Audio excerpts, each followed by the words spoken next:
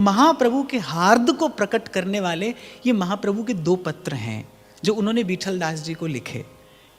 महाप्रभु के अत्यंत प्रिय शिष्य श्री विठल दास जी, महाप्रभु के चरणों का उत्कट अनुराग और श्री महाप्रभु की आज्ञा ही जिनका जीवन है, श्री महाप्रभु की आज्ञा ही जिनका जीवन है।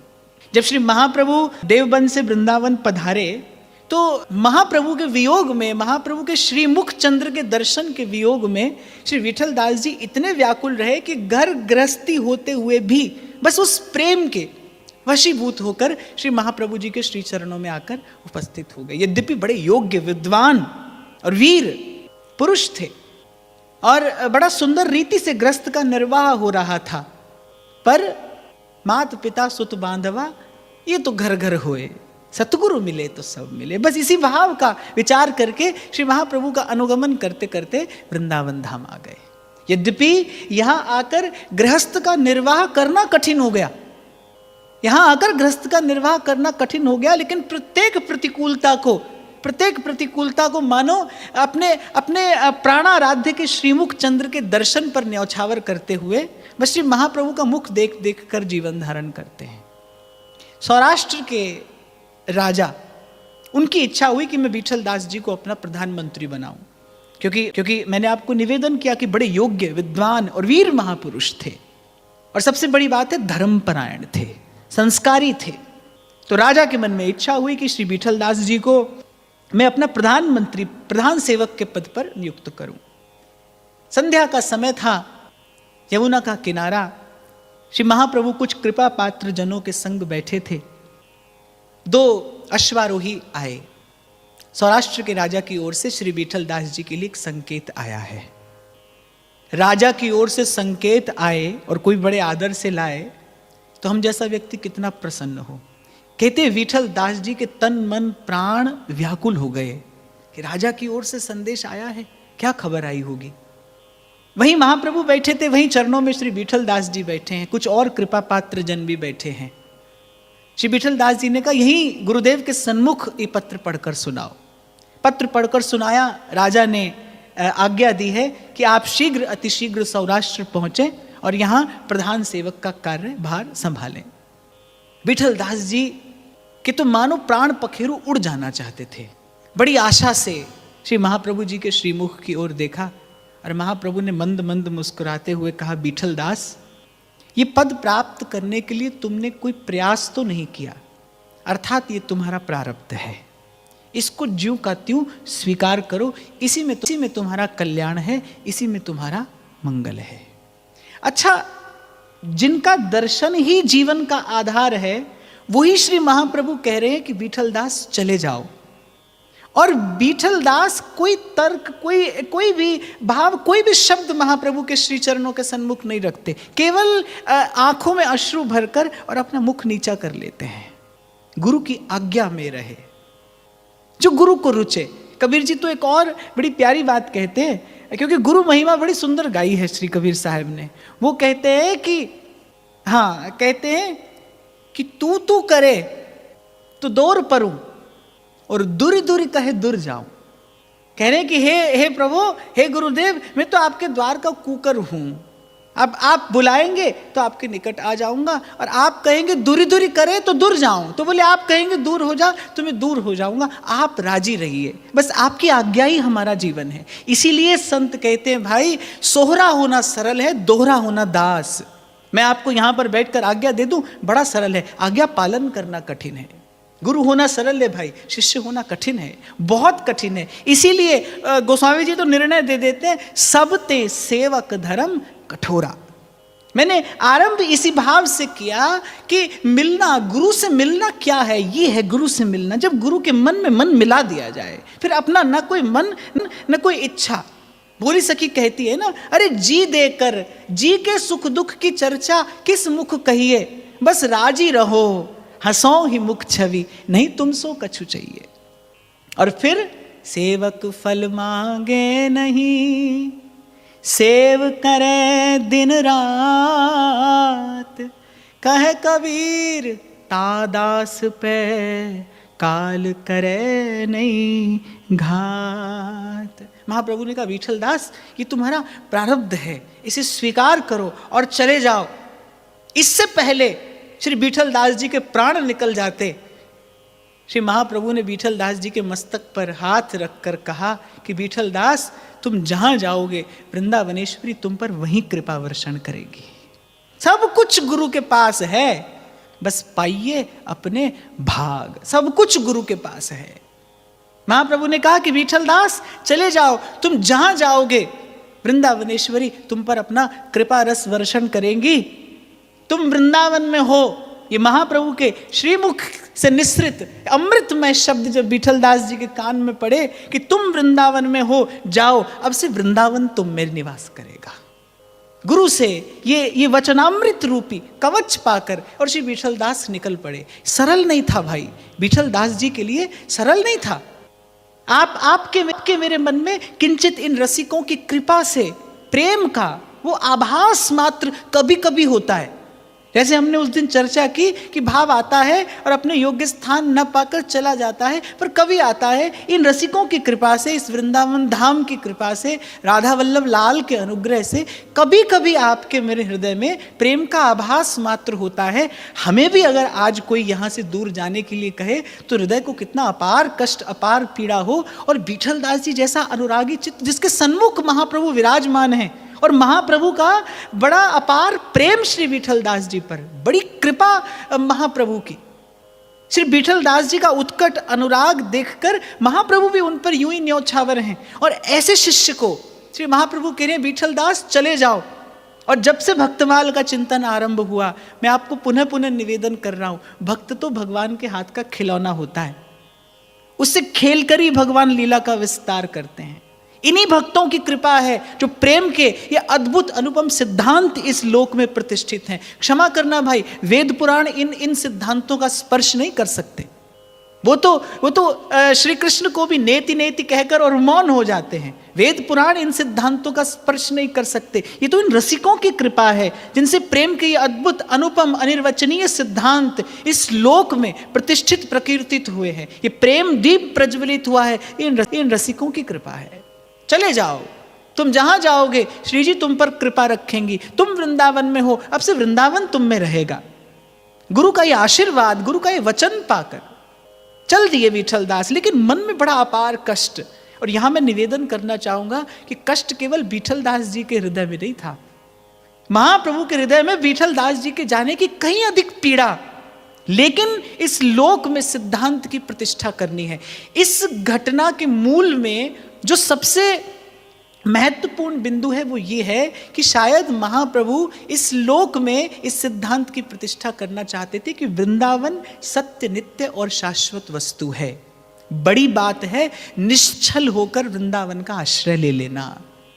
वृंदानी सर्व महताम अपहाय दूराद, निश्चल मन से, अनन्य भाव से इस वृंदा अटवी का आश्रय ले लेना। ये सत्य, नित्य, आनंदमय धाम है। अपनी इच्छा से कहीं भी स्वयं को प्रकट कर सकता है और दुरा भी सकता है। वृंदावन की कृपा ना हो तो वृंदावन में भी वृंदावन की अनुभूति ना हो। अगर धाम की कृपा ना हो तो वृंदावन में भी वृंदावन की कृपा ना हो, वृंदावन की अनुभूति ना हो। और वृंदावन धाम की कृपा हो, वृंदावनेश्वरी का अनुग्रह हो, रसिक जनों की कृपा हो, तो विठल दास जी के जीवन में क्या हुआ सब जानते हैं। और फिर शायद विठल दास जी के हृदय के उदय के उस अद्भुत अनुराग को, उस अनन्यतम भक्ति को श्री महाप्रभु को इस लोक में प्रकट करना था। पूर्व भी मैंने आपको निवेदन किया था, घसा जाता है ना जब बड़े कठोर से पाषाण खंड पर चंदन की लकड़ी को, तो उसकी और सुवास प्रकट होती है। उसकी सुचिक्कणता, उसकी सुवास, उसकी सुकोमलता, वो अंगराग बन जाता है। वो प्रभु के श्रीअंग का श्रृंगार बन जाता है। चंदन प्रभु को शीतलता प्रदान करता है। ऐसे ही भक्त का जो सुयश है वो प्रभु को प्रसन्नता प्रदान करता है। जैसे अपने पुत्र की सफलता देखकर पिता को प्रसन्नता होती है, माता पिता कैसे हर्षित होते हैं अपने पुत्र की सफलता देखकर, ऐसे ही शिष्य का सुयश देखकर गुरु को प्रसन्नता होती है। देखो भाई, गुरु तो वस्तुतः वही है जो अपने से 2 पग आगे निकलता शिष्य को देखे और उसके आनंद की सीमा ना रहे। और फिर ये तो ऐसा प्रेम देश है भाई, खाए कोई और तृप्त होए कोई और। भेज दिया। विठल दास जी ने कहा कि कृपानाथ आपकी आज्ञा, ही मेरी आराधना है, आपकी आज्ञा ही मेरी सेवा है। और गोस्वामी जी कहते हैं, आज्ञा सम न सुसाहेब सेवा, गुरु की आज्ञा पालन करना ही सेवा है। वो कैसी हो ये नहीं, इस पर विचार नहीं करना चाहिए। देखो एक बात और हृदय में धारण करने योग्य है, मंदिर की नाली साफ करो तो भी सेवा है, श्री ठाकुर जी को मुकुट पहनाओ सो भी सेवा है। सेवा छोटी या बड़ी नहीं होती, सेवा सेवा है। जैसे भगवान के प्रसाद में, भगवत प्रसाद में वस्तु बुद्धि करना अपराध है, ऐसे सेवा में यह विचार करना महत अपराध है, भगवत अपराध है। सेवा सेवा है भाई, सेवा का कोई रंग रूप आकार नहीं होता, सेवा तो भाव से सेवा है। और आज्ञा सम न सुसाहेब सेवा। और फिर अभी मैंने आपसे कहा, कबीर साहब तो कहते तू करे तो ढुर परूं, और दूर दूर कहे दूर जाऊं, बुलाए तो आ जाऊं, और आप दूर कहें तो मैं दूर हो जाऊं। और एक स्थान पर आप कहते हैं कि द्वार धनी के पड़ रहो, धका धनी का खा, एक दिन धनी निवाज है, पैदर छाड़ न जा। आप कहते हैं कि धनी के द्वार पर पड़ रही है, कभी धक्का भी मिले तो खा लीजिए, यहां तक कहा है। बोले द्वार धनी के पड़ रहो और धक्का धनी का खाओ, एक दिन धनी निवाजी है, पे दर छाड़ न जाओ। द्वार मत छोड़िए, एक दिन कृपा होगी भाई, कभी तो लाडली पूछेगी कौन पढ़ो दरबार। यहां के संत कब से गाते आ रहे, तो कह रहे अरे इस जीवन की अंतिम परिणति क्या है, मरना। जीवन का एकमात्र सत्य क्या है, मृत्यु। वो कह रहे अरे जो मेरो मरण को नेम है, अगर मरना निश्चित है तो पढ़ू पढ़ू वृषभान के द्वार। कभी तो लाडली पूछेगी कि अरे कौन पढ़ो दरबार, कभी तो श्री जी कृपा करके पूछेंगी कौन पड़ा है इस द्वार पर। बस जिस क्षण उनकी दृष्टि पड़ेगी मुझ पर, उस क्षण मेरे सब कार्य सिद्ध हो जाएंगे, उस क्षण ये चित्त निष्काम हो जाएगा। विठल दास जी ने मार्ग बनाया है आपके मेरे लिए, ले गए श्री महाप्रभु का चित्र बनाकर ले गए। अब उसी का दर्शन करते हैं, उसी की सेवा करते हैं, उसी का प्रसाद पाते हैं। और विठल दास जी के चरित्र से ये प्रकट होता है कि कैसी श्री महाप्रभु के प्रसाद में निष्ठा, कि विठल दास जी अपना सारा का सारा वेतन केवल इसी भाव की पूर्ति के लिए खर्च करते थे। 2 अश्वारोही नित्य आते थे और श्री वृंदावन धाम से श्री महाप्रभु जी का उच्छिष्ट और चरणामृत लेकर जाते थे। श्री महाप्रभु जी के चरणों का वो अमृत और महाप्रभु जी का उच्छिष्ट प्रसाद, यही विठल दास जी का जीवन आधार रहा। देखो भाई, जितना निकट कोई प्रेम के जाएगा, या फिर मैं कहूँगा जितना कोई प्रेम से मिलेगा, मिलकर एक होगा, वस्तुतः प्रेम की परिणति, प्रेम का परिणाम, प्रेम का प्रसाद क्या है, ये तो प्रेमी होने पर ही खबर पड़ती है। मेरे पास केवल शब्द हैं और शब्दों की अपनी एक सीमा है, कहने सुनने की अपनी एक सीमा है, तो मैं तो केवल एक बहुत ही अल्प सा, छोटा सा, क्षुद्र सा संकेत मात्र कर पा रहा हूं, पर वस्तुतः है तो भाई ये अनिर्वचनीय लीला है। कहने सुनने का विषय है नहीं, पर आपके मेरे पास इसके अतिरिक्त कोई और मार्ग भी नहीं है। तो वहां सौराष्ट्र में नित्य प्रति श्री महाप्रभु जी का प्रसाद पाते हैं। गुरु का दर्शन ही जीवन है, उसका प्रसाद ही जीवन का आधार है। नित्य प्रति आते हैं अश्वारोही, श्री महाप्रभु जी का चरणामृत लेकर जाते हैं, महाप्रभु जी का उच्छिष्ट लेकर जाते हैं, तहां विठल दास पाते हैं। तो जो प्रथम पत्री है वो शायद उसी सौराष्ट्र के प्रवास काल में श्री महाप्रभु ने, पहले विठल दास जी ने महाप्रभु को पत्र लिखा होगा और फिर महाप्रभु ने विठल दास जी को पत्र लिखा होगा। उसके पश्चात जो घटना घटी उसका चिंतन हम आगे करेंगे, पर जो प्रथम पत्र है, श्री महाप्रभु कहते हैं, श्री सकल गुण संपन्न रस रीति बढ़ावन, चिरंजीव मेरे प्राणन के प्राण विठल दास, जोग्य लिखितम श्री वृंदावन रजोप सेवी श्री हरिवंश जोरी सुमिरन बंजनो। कितना सुकोमल, कितना सुकुमार और कितना विनम्र होता है प्रेम। शिष्य को संबोधन देते हैं महाप्रभु, श्री सकल गुण संपन्न, सर्व सद्गुण संपन्न मेरे प्राणों के प्राण। एक और बात, आप और मैं शब्दों का दुरुपयोग करते हैं जीवन में। आपसे बहुत प्रेम करते हैं, उससे बहुत प्रेम करते हैं। प्रेम तो हमारे लिए बस ऐसे ही किसी चिड़िया का नाम है, जब चाहे हाथ में रखा और उड़ा दिया। हम लोगों के लिए तो प्रेम ऐसा है, पर ये प्रेम के शब्द हैं। जब महाप्रभु कह रहे हैं ना मेरे प्राणन के प्राण, इसलिए मैंने कहा भाई ये दो पत्र वस्तुतः चर्चा का विषय नहीं है, ये चर्चा का विषय है नहीं। मैं कर दृष्टता कर रहा हूं, लेकिन केवल इसलिए कि महाप्रभु के प्रागट्य की बेला है, महाप्रभु के शब्दों का आधार लेकर कुछ महाप्रभु के निकट जाना चाहते हैं। आप ही का दिया ये मार्ग है, इसके अतिरिक्त हमारे पास कोई और युक्ति भी नहीं है। वस्तुतः ये केवल अनुभव का और आस्वादन का विषय है। महाप्रभु कह रहे श्री सकल गुण संपन्न रस रीति बढ़ावन, अर्थात गर्व है मुझे तुम पर कि जो रस रीति मेरे माध्यम से वृंदावनेश्वरी ने इस लोक में प्रतिष्ठित की, तुमने उसको बढ़ाया है। रस रीति बढ़ावन चिरंजीव। फिर जब महाप्रभु कह रहे ना मेरे प्राणन के प्राण, यहां महाप्रभु के प्राण कौन है? श्री प्रिया प्रीतम। श्री प्रिया प्रीतम श्री महाप्रभु जी के प्राण हैं, और महाप्रभु विठल दास जी से कह रहे हैं मैं जानता हूं कि तुम मेरे प्राणों के भी प्राण हो, अर्थात श्री प्रिया प्रीतम का तुम पर कितना अनुराग है ये मैं जानता हूं। तो महाप्रभु ने संकेत किया है कि विठल दास की भक्ति वस्तुतः क्या है। देखो ये दो पत्र प्रकट हुए, इसके मूल में महाप्रभु की इच्छा होगी कि काल क्रम में महाप्रभु की अन्य रचनाओं के साथ ये दो पत्र भी प्रकट रहें, आपको मुझे उपलब्ध हुए, ये महाप्रभु की इच्छा होगी। क्यों? क्योंकि महाप्रभु की इच्छा न होती तो ये वस्तु छिप जाती। पर ये दो पत्र प्रकट होते हैं किस लिए? विठल दास जी की भक्ति को प्रतिष्ठित करने के लिए, कि ये मार्ग वस्तुतः है कैसा गुरु है, यहाँ पर कैसा शिष्य है, कैसा गुरु है, कितने आदर से संबोधन देता है अपने शिष्य को। श्री सकल गुण संपन्न रस रीति बढ़ावन। मैं जानता हूं कि तुमने अपनी सेवा से, तुमने अपनी योग्यता से मेरे भाव का कितना सुंदर विस्तार किया है। और फिर कहते हैं मेरे प्राणन के प्राण विठल दास योग्य लिखितम, और स्वयं को क्या कहते हैं? श्री वृंदावन रजोप सेवी। स्वयं को श्री महाप्रभु क्या कह रहे हैं? श्री वृंदावन रजोप सेवी, और मैं वृंदावन की रज का सेवक। श्री हरिवंश जोरी सुमिरन वंचनो, अर्थात मेरी ओर से श्री प्रिया प्रीतम का स्मरण। तो ये प्रथम पंक्ति भी पढ़ी जाती है तो मेरे मन में आता है कैसा विनम्र होता है प्रेम।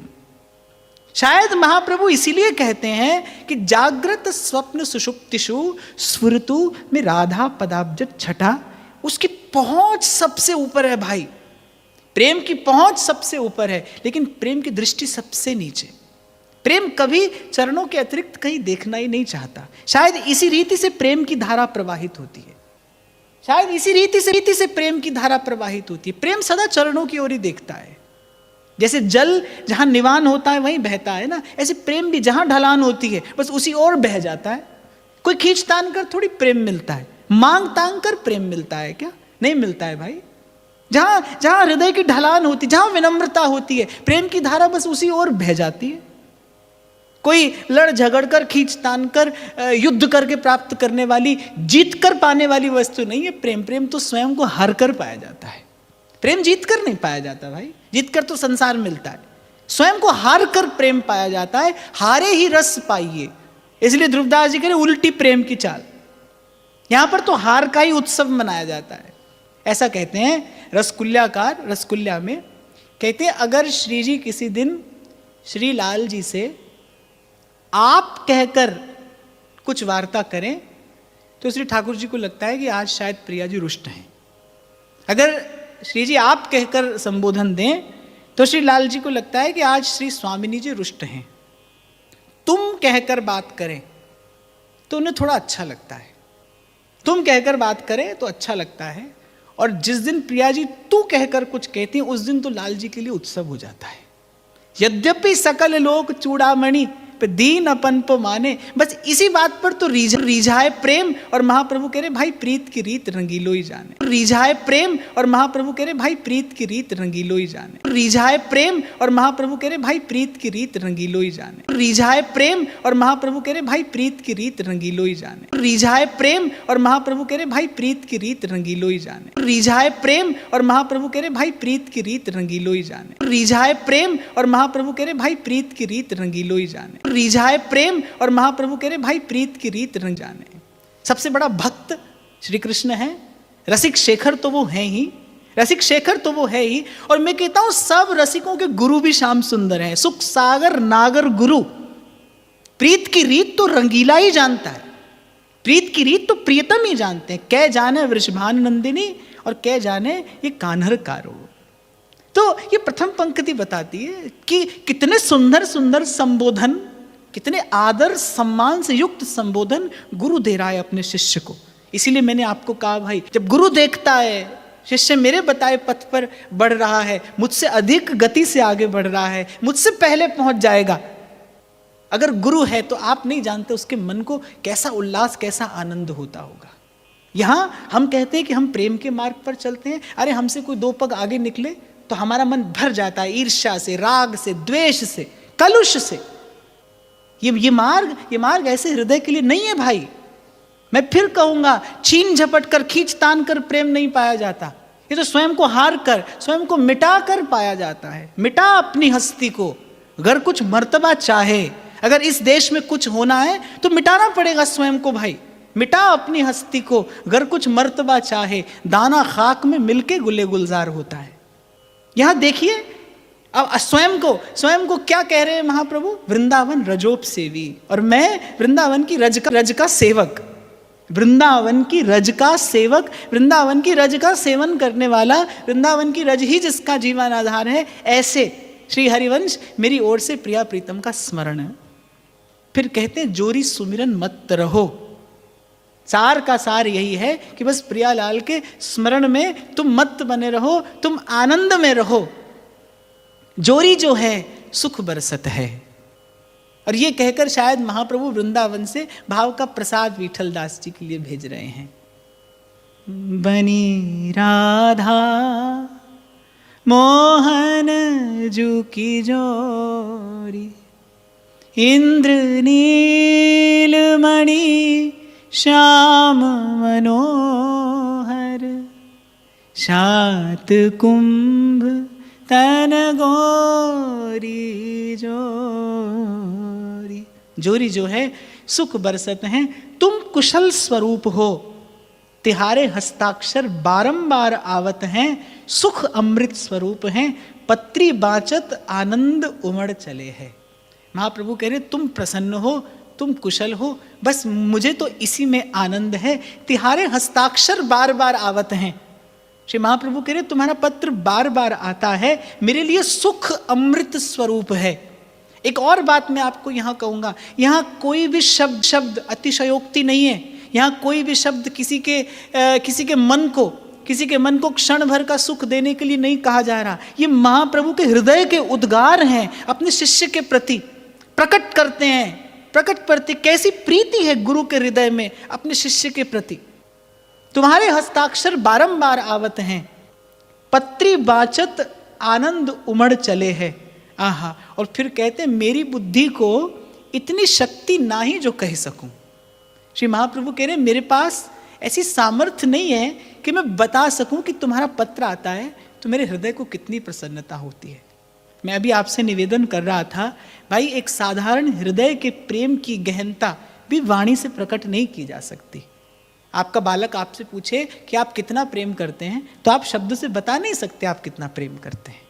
ये तो प्रेम के हृदय का प्रेम है, ये तो प्रेम के हृदय के उद्गार हैं, ये तो हितजू का हृदय है जो खोल दिया है महाप्रभु ने विठल दास जी के लिए इन दो पत्रों में।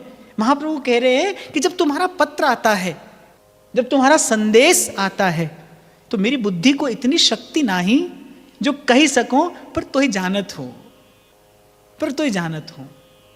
तो महाप्रभु कह रहे हैं कि मेरी बुद्धि के पास वो सामर्थ्य नहीं कि मैं तुझे बता सकूं कि जब तेरा पत्र आता है, जब तेरा संदेश आता है, जब दो शब्द आते हैं तेरी ओर से, तो मेरे हृदय को कितना आनंद होता है। पर महाप्रभु कह रहे पर तो ही जानत हो, पर तुम जानते हो कि मैं तुमसे क्या कहना चाह रहा हूं। देखो, प्रेमी और प्रेमास्पद की बात या तो प्रेमी ही जानता है और या प्रेमास्पद ही उसका अनुभव कर सकता है। श्री मीरा जी कहती है ना, घायल की गति घायल जाने कै जिन घायल होई, और जौहरी की गति जौहरी जाने कै जिन जौहर हुई।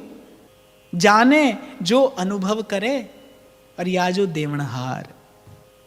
जाने जो अनुभव करे या जो देवनहार। तो महाप्रभु ने कहा मैं कह नहीं सकता हूं मेरे हृदय में कैसा आनंद होता है, पर विठल दास तो जानत हूं। फिर कहते हैं श्री स्वामिनी जी तुम पर बहुत प्रसन्न हैं, हम कहाँ आशीर्वाद दे। श्री महाप्रभु ने कहा प्रिया जी तुम पर प्रसन्न है, अब बता तुझे और क्या दूं। और जैसे ये कहकर शिष्य को भरपूर कर दिया हो भीतर और बाहर से, यहां कह रहे हैं विठल दास जी से कि श्री स्वामिनी जी तुम पर बहुत प्रसन्न है। ये कहकर मानो प्रिया जी की प्रसन्नता का प्रसाद दे दिया, अब प्रिया जी तुम पर प्रसन्न ही हैं। और फिर कहते हैं हम कहाँ आशीर्वाद दें, हम यही आशीर्वाद देते हैं तिहारो आयुष बढ़ो, तिहारी सकल सुख संपत्ति बढ़ो, तिहारे मन को मनोरथ पूर्ण हो। आहा, फिर कहते हैं हम नेत्रन सुख देखें, हमारी भेंट यही है, यहाँ की काऊ बात की चिंता मत करो। और यहाँ पर आकर महाप्रभु कुछ ऐसी बात कहते हैं जहाँ रोम रोम महाप्रभु के श्री चरणों में नत हो जाता है। और यहाँ पर आकर मुझे लगता है हृदय हार देना पड़ता है इन चरणों में, जब महाप्रभु विठल दास जी से कहते हैं तेरी पहचान ते मोकु श्यामा जो बड़ो सुख देते हैं, यहाँ काऊ बात की चिंता मत करो। पहले कहा कि अरे मैं क्या आशीर्वाद दूं, तूने अपनी भावना से, तूने अपनी भाव सेवा से रिझा लिया है वृंदावनेश्वरी को, स्वामिनी तुझ पर वैसे ही प्रसन्न है, अब मैं तुझे क्या आशीर्वाद दूं। मुझे नहीं लगता भाई इसको निश्चित रूप से कोई मेरा पक्षपात भी समझ सकता है।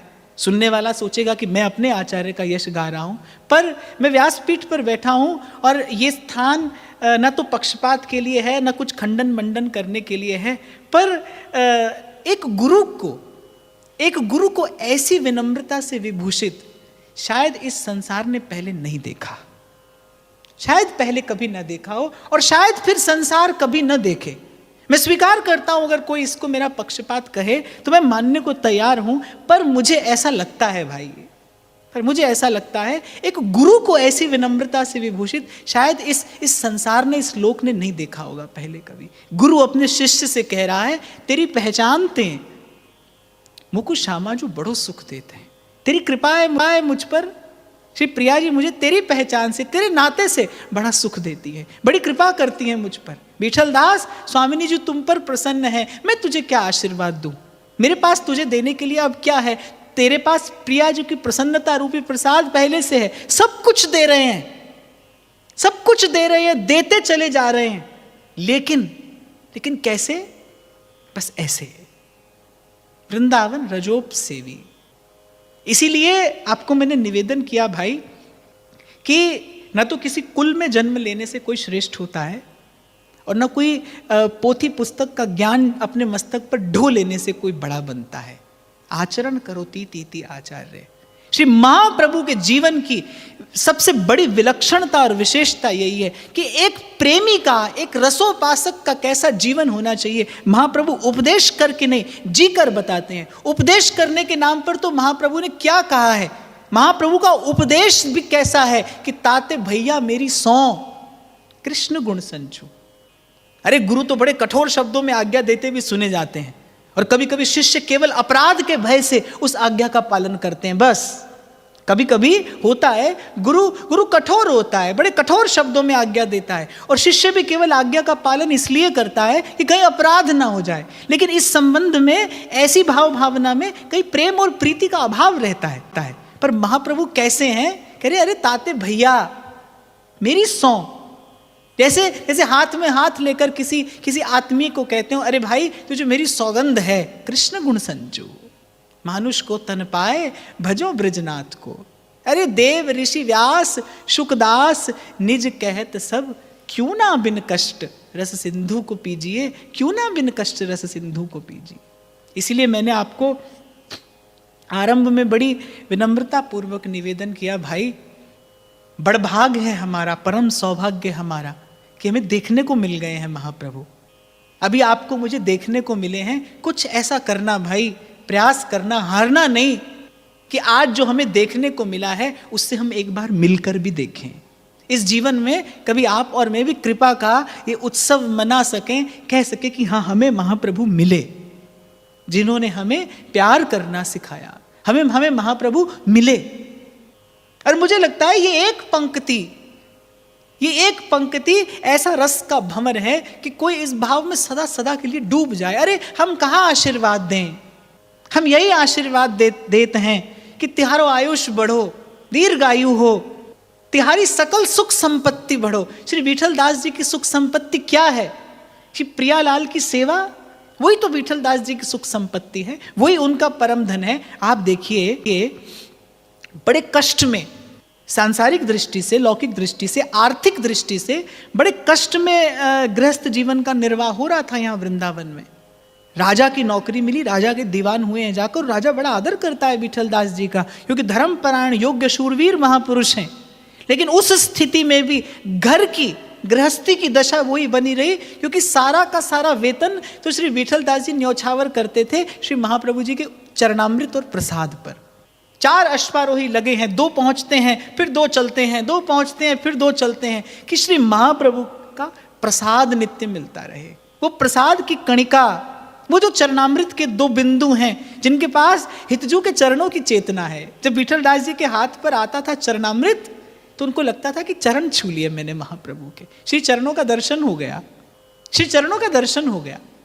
और जब प्रसाद पाते हैं, जब श्री महाप्रभु जी का उच्छिष्ट पाते हैं तो आत्मा पुष्ट हो जाती है, आत्मा पुष्ट हो जाती है। ये भाई प्रीत की रीत है। मैं बार बार कहता रहूंगा कि मैंने ये पत्र उठाकर, मैंने ये पत्र उठाकर और ये कहकर कि इसका कुछ चिंतन करते हैं, हो सकता है थोड़ी धृष्टता की हो, ये तो कहीं खो जाने, ये तो वो गली है जिसमें कोई सदा सदा के लिए खो जाए। जैसे कहीं मैंने पढ़ा था कि भगवान खोजने से नहीं, भगवान तो खो जाने से मिलते हैं। तो मुझे लगता है ये महाप्रभु के 2 पत्र एक ऐसी प्रेम की गली है जहाँ पर आप सदा सदा के लिए खो जाएं। तिहारो आयुष बढ़ो, चिरंजीव हो, दीर्घायु हो, तिहारी सकल सुख संपत्ति बढ़ो। और मैंने आपसे निवेदन किया ना, कहते जा रहे हैं और देते जा रहे हैं। कौन कह रहा है? कौन कह रहा है? प्रकट प्रेम विठल दास जी से कह रहा है, तिहारो आयुष बढ़ो, तिहारी सकल सुख संपत्ति बढ़ो। और फिर कहते तिहारे मन को मनोरथ पूर्ण हो। अर्थात मैं जानता हूं कि तुम्हारे मन की इच्छा क्या है, कि वृंदावनेश्वरी अपना चरण कमल तुम्हारे मस्तक पर पधराएं। और श्री महाप्रभु कहते हैं कि तिहारे मन को मनोरथ पूर्ण हो। मैं मेरी ओर से श्री स्वामिनी जी के चरणों में यही विनती है, इसी जन्म में, इसी जीवन में, इसी नेत्रों से तुम्हें प्रियालाल की वो झांकी, वो छवि छटा देखने को मिले। श्री प्रिया जो अपना चरण कमल तुम्हारे मस्तक पर पधराएं, हम नेत्रन सुख देखें। और सिद्धांत का विचार करते हुए, प्रेम सिद्धांत का विचार करते हुए श्री ध्रुवदास जी कहते हैं, खाए कोई और, तृप्त होए कोई और। तो महाप्रभु कह रहे, प्रिया जो अपना चरण कमल तेरे मस्तक पर पधराएं, हम नेत्रन सुख देखें। मैं अपने नेत्रों से देखूं कि श्री स्वामिनी जी ने तुझे अपनी सेवा में अंगीकार कर लिया है। हम नेत्रन सुख देखें, मैं नेत्रों से ये सुख देखूं। अब मेरे जीवन की आशा भी यही है, मेरी इच्छा भी यही है कि प्रिया जो तुझे स्वीकार करें, तुझ पर कृपा रस वृष्टि करती हो और मेरा हृदय तुझे देखकर प्रसन्न हो। हमारी भेंट यही है, मेरे जीवन की भी इच्छा और अभिलाषा बस यही है। जोरी सुमिरन बंचनो, जोरी सुमिरन मत रहो, जोरी जो है सुख बरसत हैं। तुम कुशल स्वरूप हो, तिहारे हस्ताक्षर बारंबार आवत हैं। सुख अमृत स्वरूप हैं, पत्री बाचत आनंद उमड़ चले हैं। अच्छा, अब यहाँ मुझे लगता है इस पंक्ति की व्याख्या करना संभव नहीं है। कैसा आनंद उमड़ रहा है जब महाप्रभु जी विठल दास जी का पत्र पढ़ रहे हैं। और मुझे लगता है श्री महाप्रभु जी के उस भाव के निकट जाने की सामर्थ्य तो नहीं है, पर उनकी कृपा से यदि उनके निकट जाकर देखने का प्रयास किया जाए तो कैसी प्रीति है महाप्रभु की विठल दास के प्रति, कि विठल दास जी का पत्र पाकर और श्री महाप्रभु के हृदय में आनंद सिंधु कल्लोलमान हो रहा है। कह रहे हैं कि पत्री बाचत आनंद उमड़ चले हैं। विठल दास, तेरा पत्र पढ़ता हूं तो मेरे हृदय में आनंद उमड़ आता है। मेरी बुद्धि को इतनी शक्ति नहीं जो कह सकूं, और आनंद भी कितना है, इतना है कि मैं कह नहीं सकता। मेरे पास सामर्थ्य नहीं है उस आनंद को अभिव्यक्त करने की जो तेरा पत्र पढ़कर मुझे प्राप्त होता है। ये शब्द कौन कह रहा है? गुरु अपने शिष्य से कह रहा है। शिष्य गुरु से कहे तो समझ आती है, अगर शिव पर आता है तो राजा ने कहा कि आप जैसा धर्मपरायण व्यक्ति यदि ऐसा करेगा तो समाज को इससे क्या शिक्षा और प्रेरणा मिलेगी। राजा ने सीधे सीधे पूछा कि क्या आप श्री कृष्ण को भगवान नहीं मानते? और विठलदास जी ने मुस्कुराकर कहा, भगवान ही मानता हूं, द्वारिकाधीश को मैं भगवान ही मानता हूं। पर फिर कहा कि उर में बसे सांवले गौर और नहीं चतुर्भुज को कोई ठौर। राधा वल्लभ लाल मेरे इष्ट हैं और मेरे गुरु की कृपा से वृंदावन धाम और राधा वल्लभ लाल के रास विलास का प्रकाश मेरे रोम रोम में है। उसी के आनंद से मेरा हृदय, मेरे तन मन प्राण पूरित हैं। अब किसी अन्य के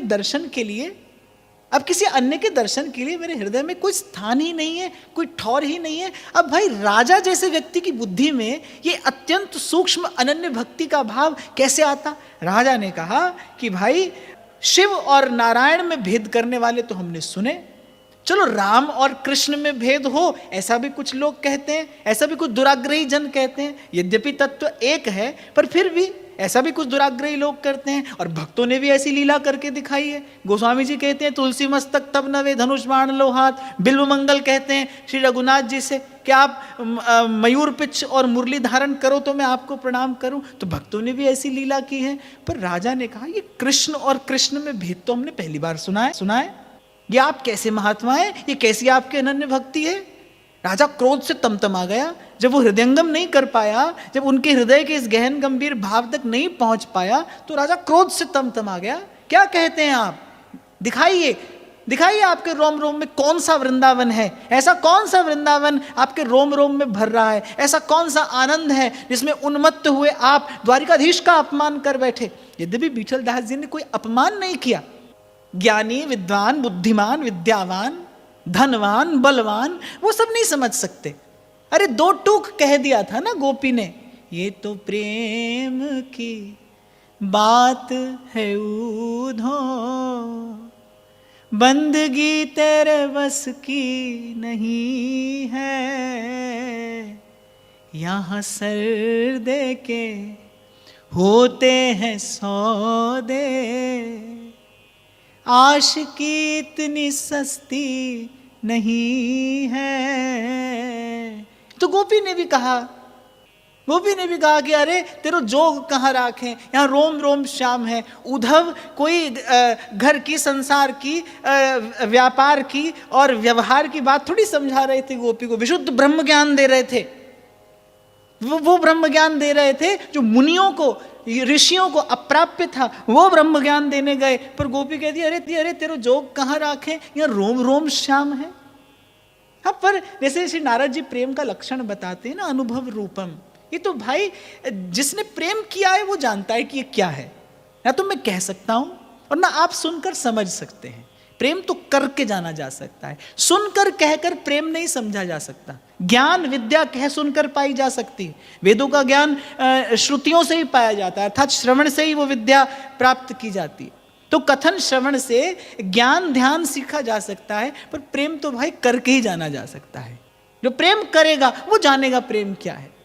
पर शायद प्रभु को यश प्रकट करना था भक्त का।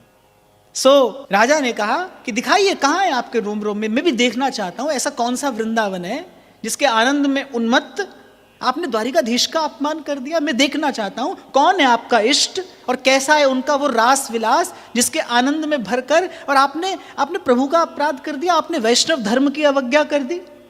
यद्यपि प्रेमी का कोई मनोरथ नहीं होता किसी की अवज्ञा करने का, पर भाई प्रेमी की गति ऐसी है। महाप्रभु कहते हैं ना सुधा निधि में, लिखन्ति भुजमूलतो न खलु शंख चक्रादिकम विचित्र हरि मंदिरम न रचयन्ति भालस्थले लसत् तुलसी मालिकाम ददति कंठ पीठे नवा गुरोर भजन भजन विक्रमात् का इहते महाबुद्धये। महाप्रभु कह रहे कि भाई लिखन्ति भुजमूलतो न खलु शंख चक्रादिकम, कोई वैष्णव चिन्ह नहीं है। और तो और महाप्रभु कह रहे मस्तक पर सुंदर हरि मंदिर भी नहीं है। अरे और तो और हमारे कंठ में कोई तुलसी की माला नहीं है। क्या है? हृदय में गुरु के चरण हैं, गुरु के चरण हैं। गुरोर भजन विक्रमात् का इहते महाबुद्धयः। महाप्रभु कह रहे कोई बिरले जन है भाई ऐसे जो गुरु के चरणों के बल पर जो गुरु के चरणों के बल पर सब विसार कर और तत्व से एक हो गए हैं, तत्व से एक हो गए हैं। अब भाई श्री विठल दास जी ने जैसे ही सुना राजा के सन्मुख श्री हरिवंश श्री हरिवंश श्री हरिवंश नाम उच्चारण किया और खोल दी अपनी वो बगलबंदी जो पहनी थी। और राजा क्या देखता है, रोम रोम में नूपुर कंकण किंकिणी की झनकार है, मुरली का मधुर स्वर है, सहचरियों का वो आवागमन है, वृंदावन के शुक पिक और खग मृग हैं जिनका वो दिव्य कलरव राजा के कान में पड़ा। चरणों में पड़ गया राजा विठल दास जी के, चरणों में पड़ गया। अनन्य भक्ति का ऐसा दर्शन आज जीवन में प्रथम बार हुआ। और एक और बड़ी अद्भुत घटना इस समय घटी। राजा ने कहा आप मुझे शरण में ले लीजिए। मुझे इस पूरे प्रसंग में ये जो क्षण आता है ये सबसे अधिक मार्मिक जान पड़ता है। राजा चरणों में पड़ गया विठल दास जी के कि आप मुझे अपनी शरण में ले लीजिए।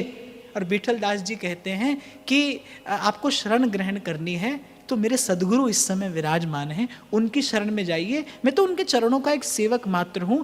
आप देखिए विठल दास जी की सामर्थ्य क्या है। और राजा जैसे अनअधिकारी व्यक्ति को रोम रोम में दिव्य वृंदावन का दर्शन करा देने वाला महापुरुष साधारण महापुरुष होगा? वो चाहे तो किसी को भी हाथ पकड़ के उस पार ले जाए। पर विठल दास जी का दैन्य, विठल दास जी की विनम्रता कि मेरे गुरु विराजमान हैं। अगर आप चाहते हैं कि आपको शरण मिले, आप शरण में जाना चाहते हैं तो फिर मेरे सदगुरु की शरण में जाइए, वही समर्थ हैं। उन्हीं की कृपा से मुझ जैसे जीव ने ये रस, ये सुख प्राप्त किया है। लेकिन ये बात यहीं पर समाप्त नहीं हुई, ये बात यहीं पर समाप्त नहीं हुई। श्री महाप्रभु जी को खबर पड़ी कि विठल दास जी के जीवन में कैसी कठिन परिस्थिति ला दी कुछ विद्वेषी जनों ने। और कहते हैं उस समय महाप्रभु का गुरुत्व जाग उठा, महाप्रभु का गुरुत्व जागा। वो जो अब से कुछ दिन पहले स्वयं को वृंदावन रजोप सेवी कह रहे हैं, जो विठल दास जी को ये कहते हैं तेरी पहचान ते मोकू श्यामा जो बड़ो सुख देते हैं, महाप्रभु का गुरुत्व जागा। उस गौरव से पूरित होकर महाप्रभु कहते हैं वृषभानुनंदिनी जयति जयति, हे स्वामिनी आपकी जय हो, योग्य लिखितम श्री हरिवंश। और विठल दास के कोटि कोटि अपराध मैं खेवी आगले पिछले। महाप्रभु कहते हैं कि विठल दास पर आक्षेप करने वाला ये संसार कौन होता है? अरे विठल दास मेरा है। महाप्रभु कहते हैं विठल दास मेरा है और विठल दास के कोटि कोटि अपराध मैं खेवी, उसके कोटि कोटि अपराध भी मेरे हिस्से आते हैं, उसका निर्वाह करने वाला मैं हूं। विठल दास के प्रत्येक प्रश्न का उत्तर मुझे देना है। महाप्रभु ने कहा कोटि कोटि अपराध मैं खेवी, और फिर कह रही है आगले पिछले।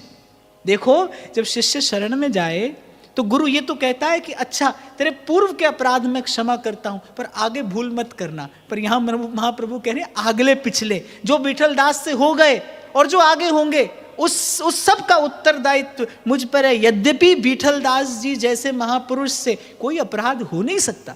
मैंने तो पूर्व में कहा कि महाप्रभु के पत्र का प्रथम शब्द श्री सकल गुण संपन्न बताता है कि विठल दास जी भक्ति की प्रेम लक्षणा भक्ति की सर्वोच्च भूमिका पर विराजमान है। ऐसे महापुरुष से कोई भी अपराध नहीं हो सकता। पर गौरव जागा गुरु का।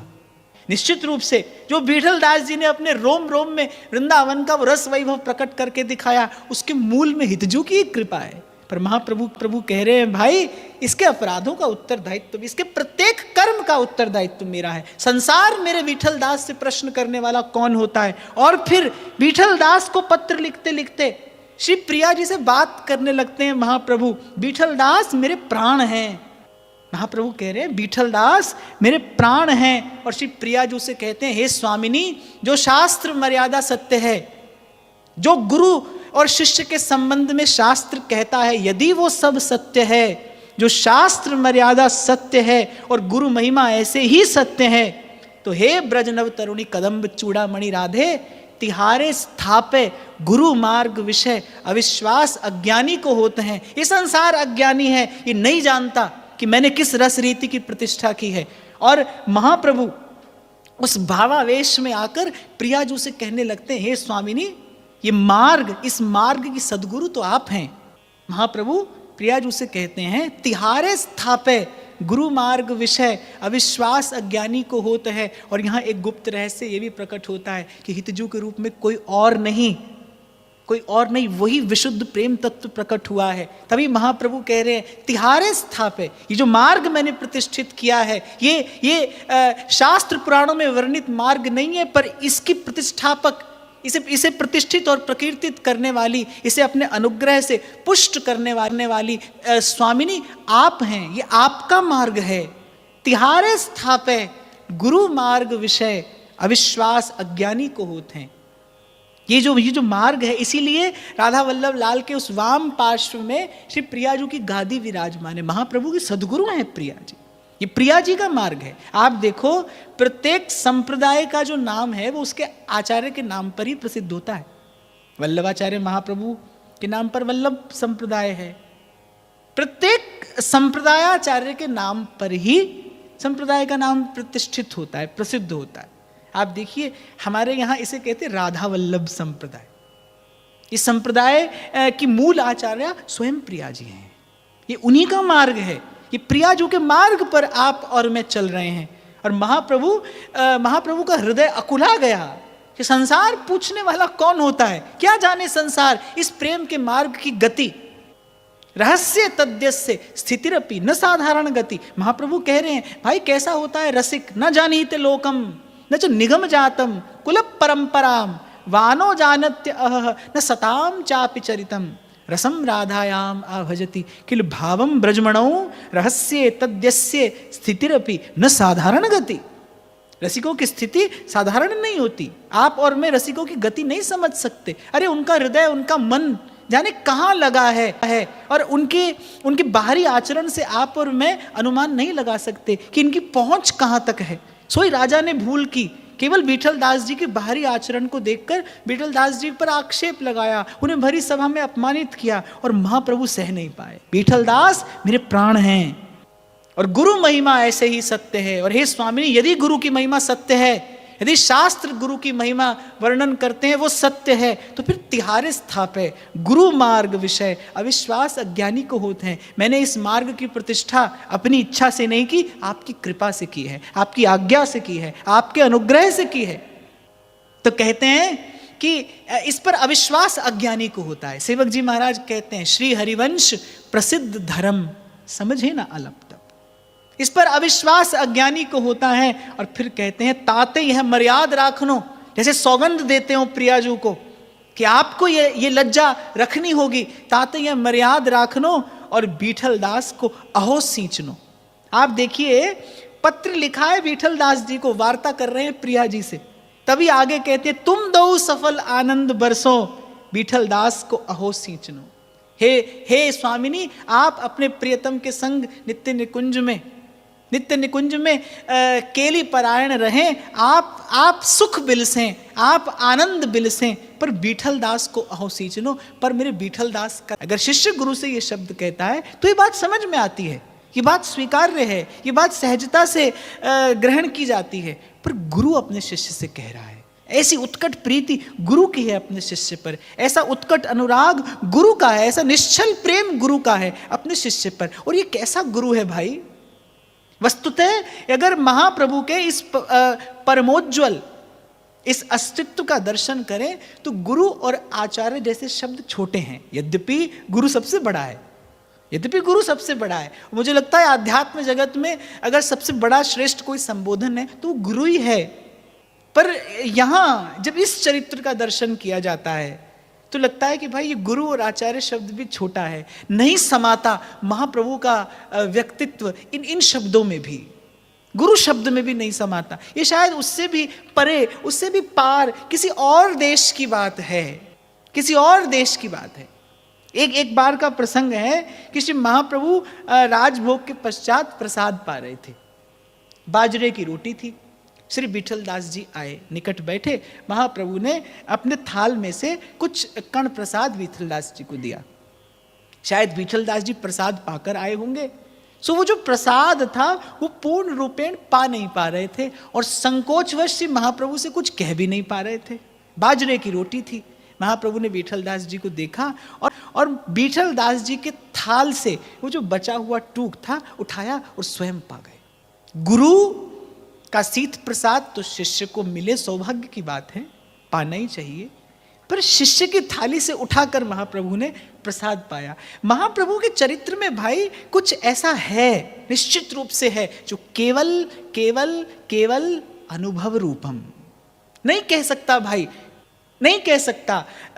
कोई भी इस प्रेम को नहीं कह सकता, वाणी नहीं वर्णन कर सकती इसका। शिष्य की थाली से उठाया वो टूक, यहां प्रसाद की निष्ठा भी है, पर फिर भी हम आशीर्वाद देते हैं, तिहारो आयुष बढ़ो और तिहारी सकल सुख संपत्ति बढ़ो। और श्री बीठल दास जी की सुख संपत्ति क्या है? प्रिया प्रीतम का भजन है, हितजू के चरणों की सेवा है। तुम्हारी तिहारी सकल सुख संपत्ति बढ़ो और फिर तिहारे मन को मनोरथ पूर्ण हो। और कल मैंने आपको निवेदन किया था, बीठल दास जी के मन का मनोरथ क्या है? विचार करिए, ऐसे दिव्य हृदय में कैसा मनोरथ होगा? क्या लोक परलोक का कोई मनोरथ होगा? ना। ऐसे दिव्य हृदय में क्या मनोरथ होगा कि श्री प्रियाजू का चरण कमल कभी मेरे मस्तक पर हो। ये बीठल दास जी के हृदय का मनोरथ है। और महाप्रभु कहते हैं कि तिहारे मन को मनोरथ पूर्ण हो, और फिर तत्काल कहते हैं हम नेत्रन सुख देखें। क्या वस्तु मिले शिष्य को जो ऐसे सदगुरु का हृदय प्रसन्न हो? वो निश्चित रूप से वस्तु साधारण तो नहीं होगी भाई। वो शुद्ध बुद्ध कोई दिव्याति दिव्य वस्तु होगी, जिसकी लालसा शिष्य कर रहा है और गुरु कह रहा है कि तुझे प्रसन्न हो और तुझे वो वस्तु प्राप्त हो और मैं प्रसन्न हूं। महाप्रभु कह रहे हैं कि बीठल दास रखे श्री वृंदावनेश्वरी अपना चरण कमल, वो सुबह शीतल कोमल चरण कभी पधराए प्रियाजू कृपा पूर्वक तेरे मस्तक पर, और मैं देखकर प्रसन्न हूं। हम नेत्रन सुख देखें, हमारी भेंट यही है। और फिर कहते हैं यहाँ की काऊ बात की चिंता मत करो। और यहाँ पर आकर मुझे लगता है मन वाणी सब मौन हो जाते हैं। थोड़ा सा उदार हृदय हो तो भाव समाधि में पहुंच जाए। जब महाप्रभु कहते हैं तेरी पहचानते मोकु श्यामा जो बड़ो सुख देते हैं, तेरे नाते मुझे यहाँ प्रिया जी बड़ा सुख देती है। मुझे नहीं लगता भाई, मैं कल भी कहा था, मैं आज कह रहा हूं और मैं कल भी कहूंगा, और मैं जब तक जीऊंगा मैं तब तक कहूंगा कि ऐसा दर्शन आपको अन्यत्र नहीं होगा। ऐसा देना केवल प्रभु को ही आता है। श्री रघुनाथ जी ने कहा था हनुमान जी से, सुन कपि तोते उऋण में नाही। और महाप्रभु कह रहे हैं तेरे नाते से प्रिया जी मुझे बड़ा सुख देती है, तेरे संबंध से, तेरी पहचान थे मोकु श्यामा जो बड़ो सुख देते हैं। यहां तो भाई इतना ही कहना है, उसके के गुण उपकार का पा सकूं नहीं पार, रोम रोम कृतज्ञ है करे सुधन्य पुकार। जैसे सेवक जी महाराज कहते हैं ना, आपुनो भाग आपुन कहत, मैं अपना सौभाग्य अपने मुख से कह रहा हूं। ऐसे भाई हमको भी अपना सौभाग्य अपने मुख से कहना है। ये हमारा परम सौभाग्य, ये हमारे सौभाग्य का अतिरेक है, ये सौभाग्य की सीमा है कि हमें भजन करने के लिए हितजू के चरण मिले हैं, हमें सेवन करने के लिए इन चरणों का आश्रय मिला है। हमें इस जीवन में जब जीव इस विकट और विषमता से भरे संसार में सतत भटकता है, त्रिताप से युक्त रहता है, ऐसे समय में प्रभु ने कृपा करके हमें इन सुभग शीतल चरणारविंद की छाया में बिठाया है। तुम लिखो हो 10 दिन में आवेंगे, बस सोई आशा प्राण रहे हैं। महाप्रभु कह रहे हैं कि मैं तो केवल इसीलिए जीवन धारण करके बैठा हूं कि तुमने पत्र भेजा है कि तुम 10 दिन में आओगे, तेरा दर्शन होगा मुझे और मैं सुख पाऊंगा, बस इसी आशा में जीवन धारण किए बैठा हूं। महाप्रभु कह रहे हैं तुम लिखो हो 10 दिन में आवेंगे, बस सोई आशा प्राण रहे हैं। कहीं ना कहीं मैं कल भी आपसे निवेदन कर रहा था कि ये 2 पत्र जो आज आपके मेरे हाथ में हैं, ये शब्द रह गए प्रकट, नहीं तो महाप्रभु की वाणी तो चतुरासी है, स्फुटवाणी है, सुधानिधि है, यमुनाष्टक है, ये 2 पत्र रह गए। अवश्य ये हित की इच्छा है कि बीठल दास जी की भक्ति विठल दास जी का सुयश इस संसार में प्रकट हो, क्योंकि भाई लोक को पावन करने वाला तो भक्त और भगवान का यश ही है। भजन के लिए तो भक्त और भगवान ही है। भजवे को दोई सुघर के हरिदास, और उसमें भी आपके मेरे जैसे अस्मदादि जीवों के अंतःकरण को, उस कलुषित मन को अगर कोई धोता है तो फिर क्या हित कीजिए साधु संगति से। वो भक्त का यश है, भक्त का यश है। ये महाप्रभु की इच्छा है। ये दो पत्र प्रकट नहीं है, ये विठल दास जी की भक्ति प्रकट है। जो महाप्रभु ने विठल दास जी से कहा वो संकेत करता है कि कैसी अगाध भक्ति, कल्लोल मान है विठल दास जी के हृदय में। ये कोई साधारण महापुरुष नहीं है भाई, ये कोई साधारण महापुरुष नहीं है जिसके दर्शन की आशा गुरु लगाए बैठे हैं। तुम लिखो हो 10 दिन में आवेंगे, खबर नहीं पड़ती यहां देने वाला कौन है और लेने वाला कौन है। ये पत्र पढ़कर पता लगाना मुश्किल है कि कौन आनंद देने वाला है और कौन आनंद लेने वाला है। महाप्रभु लिख रहे हैं कि तुमने लिखा है ना कि तुम 10 दिन में आओगे, बस तुम्हें देखने की आशा से ही जीवन धारण किए हूं। और फिर कहते हैं श्री श्यामाजू बेगी ले आवे, श्री प्रियाजू तुम्हें शीघ्र ले आए, क्योंकि मैं भी व्याकुल हूं तुम्हारा मुख देखने को।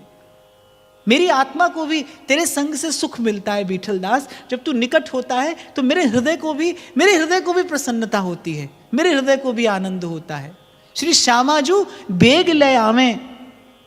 और फिर पत्र की समाप्ति करते हुए श्री कृष्णदासी मनोहरी को जोरी सुमिरन बंचनो। निश्चित रूप से ये परिकर रहा होगा उस समय श्री महाप्रभु के निकट।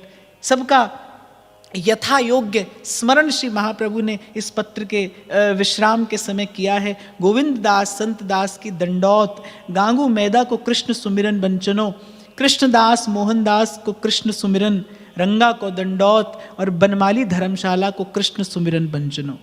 सब परिकर का स्मरण श्री महाप्रभु ने किया और यथा योग्य श्री विठल दास जी को ये पत्र नहीं, ये प्रेम प्रसाद प्रदान किया। तत्पश्चात दूसरा पत्र है, और ये दूसरा पत्र जो है ये जितना उत्कृष्ट है ये उतना ही गहन और गंभीर भी है। जैसा कि हम चिंतन कर रहे हैं कि प्रसंग के अनुसार चले गए विठल दास जी जूनागढ़ के राजा के प्रधान मंत्री के पद पर कार्य करने, और वहां विठल दास जी का जीवन कैसा है इसकी चर्चा मैंने की। घटना घटी कि राजा गए द्वारिकाधीश का दर्शन करने। अब विठल दास जी प्रधानमंत्री हैं, सो विठल दास जी भी गए राजा के संग। सब लोग दर्शन करते हैं, लेकिन श्री विठल दास जी द्वारिकाधीश का दर्शन करने नहीं जाते। राजा विठल दास जी का बड़ा आदर करता है, सम्मान करता है, क्योंकि धर्मपरायण हैं, संस्कारी हैं, विद्वान हैं, शूर हैं, निष्कपट हैं। ऐसे जन का आदर होना ही चाहिए, और राजा बड़ा सम्मान करता है विठल दास जी का। वस्तुतः उन्हें एक महात्मा के रूप में ही राजा जानता है, देखता है। लेकिन राजा के इस सम्मान से कुछ निंदक हैं, कुछ विद्वेषी हैं जो विठल दास जी से बड़ी ईर्ष्या करते हैं। अच्छा, ये घटना प्रत्येक भक्त के जीवन काल में घटती है। मुझे लगता है ये ठाकुर जी की हुई कोई व्यवस्था ही है। ऐसे ही ये भक्ति का जो पौधा है, ये जो भाव का वृक्ष है, ये ऐसे ही फलता फूलता है। कोई देता है, कोई लेता है, और देखने वाले को अकारण ईर्ष्या होती है, वो अकारण जल रहा है। ऐसे कुछ विद्वेषी निंदक थे। राजा सम्मान दे रहे हैं विठल दास को, और उनके हृदय में बड़ी पीड़ा है कि क्यों मिल रहा है इसे इतना सम्मान, क्यों राजा का इस पर इतना प्रेम है, इतना स्नेह है। अब भाई उनको तो अवसर चाहिए था, अवसर मिल गया। विठल दास जी द्वारिकाधीश का दर्शन करने नहीं गए। उन्होंने राजा से कहा कि भाई आप तो इसे बड़ा धर्मात्मा, बड़ा महात्मा कहते हैं, ये तो वैष्णव के लिए कितना बड़ा अपराध है कि प्रभु के धाम में आकर और प्रभु का दर्शन करने न जाए। और वस्तुतः ये अपराध ही है। शास्त्र की दृष्टि से देखा जाए तो ये अपराध है कि आप प्रभु के धाम में गए हैं, प्रभु का दर्शन करने नहीं जाते, तो वैष्णव के लिए ये कृत कार्य नहीं है, ऐसा नहीं करना चाहिए।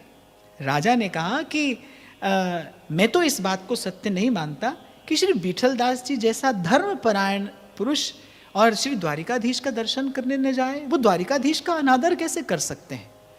तो वो जो कुछ निंदक थे, कुछ धर्माधिकारी जो थे, उन्होंने कहा कि बुलाया जाए विठल दास जी को। राजा ने बुलाया विठल दास जी को, पूछा कि क्या आप द्वारिकाधीश का दर्शन करने नहीं गए? विठल दास जी ने कहा नहीं। अब तो राजा को क्रोध आया। आप जैसे धर्मपरायण व्यक्ति के लिए क्या ऐसा कार्य उचित था कि आप प्रभु के धाम में जाकर और प्रभु का दर्शन करने नहीं गए। और श्रेष्ठ जन जो होते हैं, जो जो उच्च स्थान पर बैठे हैं, भाई उनको अपना आचरण बहुत संभाल कर रखना होता है।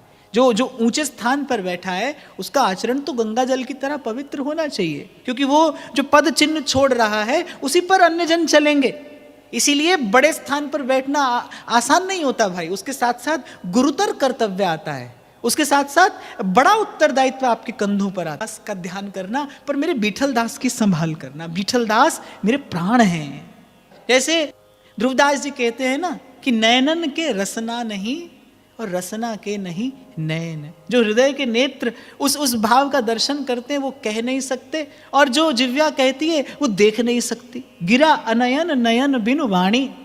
हाँ, लेकिन इतना अवश्य मैं आपको निवेदन करूंगा कि ये जो भी कहा सुना जा रहा है, इस प्रसाद का बल लेकर, इस प्रसाद का आश्रय लेकर आप और मैं प्रयास करें इसमें वर्णित वस्तु का अनुभव करने का। उसी के लिए ये मानक बना है, उसी के लिए ये संयोग श्री प्रिया प्रीतम ने बनाया है।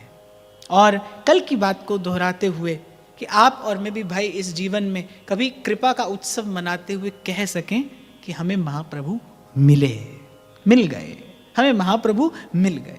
जब कोई नहीं आता मेरे श्याम